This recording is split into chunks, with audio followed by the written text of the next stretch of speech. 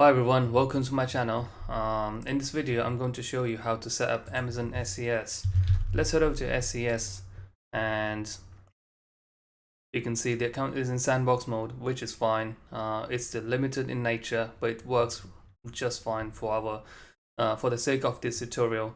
I'm gonna go into the verify identities section and I'm going to verify an identity. So there's two ways to go about it. The easier way is to verify a couple of email addresses. One's as a sender, the other one's receiver. Just select this option and type those email addresses in. So it's going to send then a verification email that you can click on and get those emails verified. I'm going to choose in this tutorial I'm going to verify my own domain, that's vinaykoherkar.com, and get it verified with DKIM settings. So I'm going to choose easy DKIM, select the longer key length, and I'm going to uncheck it because my domain zones, DNS zones are being managed on Cloudflare. But if your domain is in the same account on Route 53, then yeah, of course, go for it. Just check it and it will do it for you. Really easy and quick. I'm going to go ahead and create my identity, and as you can see the verification is pending and it's wondering if I've gotten these C names in my DNS zone management. So I'm going to pause this video and hop on Cloudflare and get these values in. Alright, so we can see that the domain's been verified. So I'll quickly show you what I did on Cloudflare. So basically I added a new record and chose CNAME and pop that CNAME value into the name bit and the other value in the target bit, and I disabled the proxy because I don't need any CDN or anything, but you can enable if you want it, and then just saved it. And I also popped in these two values as well.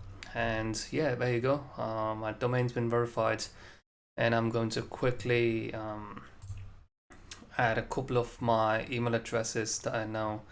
So you can just create a new identity, and so that's my main email address.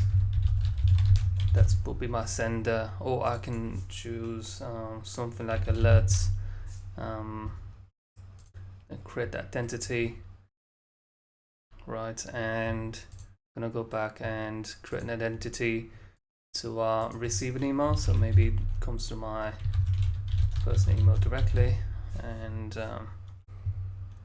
create that. And you can see that these do not really need any source of extra step to get them verified because everything's verified at the domain level. So but just for the sake of illustration, I've put these emails in, and I'm going to use this as a sender and this one as a receiver. If you want to see that in action, there is another video that I'm going to post up soon. It's going to be something I do with using PHP mailer, and it will be on a Linux box, and I'll put a script in, and yeah, and I'll show you how to test Amazon SES using PHP scripts. So that's the bit where you got the identity verified, and now next up is we're gonna create SMTP credentials, and we can quickly so if we basically go back to account dashboards and scroll down and click on create SMTP credentials. It was a bit easy in the previous version of the console. It was right here, but now it's a bit not quite as easy to see. And I did struggle a bit to see. I was like, oh, did they actually disable SMTP credentials? Like, that's what I thought, but I found it. So anyway, so you can give it a quick name. So SES test, I'm gonna call it. Then create, and you can see in these details.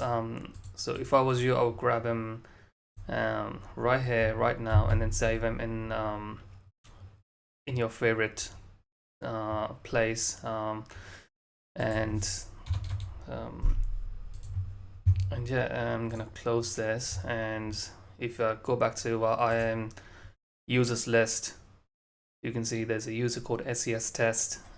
If you forget those credentials, not a big deal. You can go back in here and create a new set of credentials. It's just that when you see the password on the page, that's the only time you'll be able to see a password. That's why it's a good idea to copy them. Otherwise, you can create a new set of credentials if you ever lost them. That's that. And let me go back to the SES page and show you what settings that you can use to send emails out. So SMTP endpoint, you can use that. TLS is of course required. So these ports, you can either go for the 587 or 465. My favorite is 465, just gives a little bit of extra security. And one thing that they haven't mentioned is what sort of login method that you can use. You can either go for login or just plain. My favorite is login.